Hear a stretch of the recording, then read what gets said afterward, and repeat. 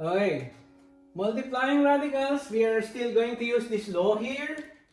Okay. So look at this here. This is a sum. This is a difference. It will be pointless for us to be multiplying a plus b and a squared minus b squared. Instead, I'm going to look at this as one factor. And this factor here is actually a part of this. Do you notice that a squared minus b squared is a difference of two squares? And I can write this as what? A plus b times a minus b.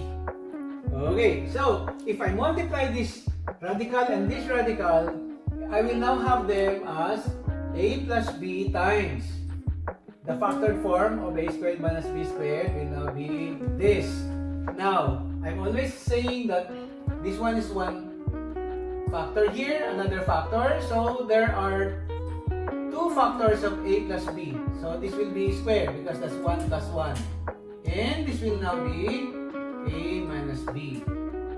If we split the radical into this form, this first radical is a perfect square. So this one cancels off and I will get here a plus b outside. And then what's left will be what? Square root of a minus b. Note that there should be a parenthesis here because this is taken as 1. If you don't have the parenthesis, then it will not be the same. Okay.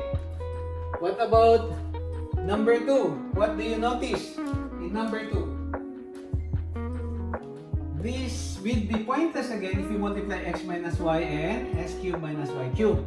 But do you notice that this is one factor of this difference of two cubes? Do you notice that this can be factored as what? X minus y times x squared plus xy plus y squared. Hence, I can now write my radical here as x minus y for this one here times the factored form of this, which is x minus y times s squared plus xy plus y squared.